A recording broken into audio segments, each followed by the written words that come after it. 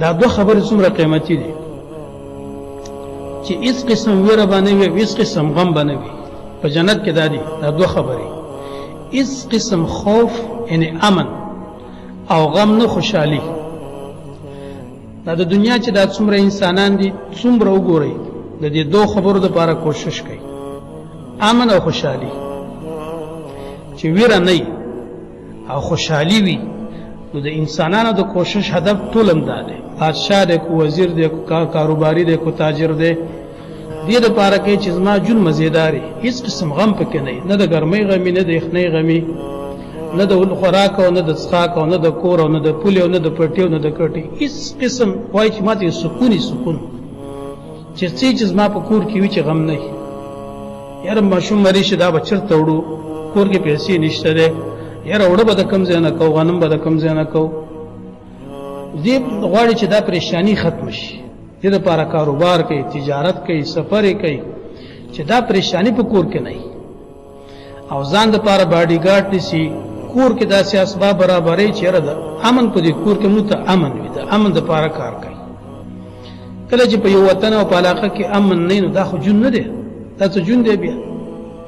چې ستاسو سر حفاظت پکې نه د ناموس او د عزت حفاظت پکې نه دا خو ډېر سخت جون دی سخت جون نو امن مهم دی نو مؤمنان ته الله په جنت کې څه ورکوي بیغمه بس بیغمه اوسېږي څه چې خورئ څه چې څکئ د هېڅ شي د ذرې قدر تشویش هم پکې نشته د ذرې قدر پریشانی په جنت کې نشته د ذرې قدر ځکه خو الله رسول مونږ ته وایي کو تاسو الله په جنت کې د یو چابک قدر زیات درکړه د یو چابک به څومره زیانی سي دا د دې دنیا او د دنیا کې چې څه شدید دي ټول نه ستاسو لپاره غوړه دي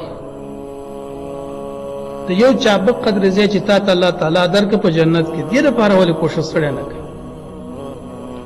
دا ټول دنیا ما ستا کړه ټول دنیا دا ټول دنیا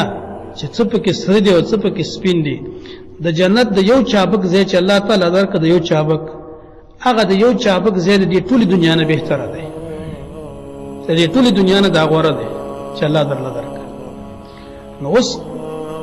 دومره بدبخت انسان به اوس هغه چې د دې دنیا لپاره چې د الله په نس دومره معمولی ده د جنت په مقابل کې او په دې دنیا خپل جنت ځان نه خرابوي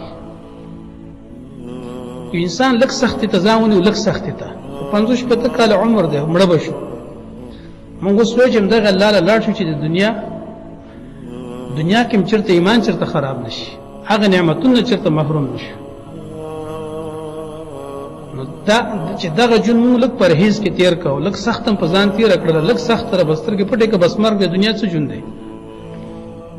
نو انسان باید د خپل نفس او د خواهش سره لږ مقابله د ټول عمر خدای زموږ زر کاله موږ بس کول چې ډیر عمر ډیر شاویاتیا کاله عمر دی نو څوک نه وړي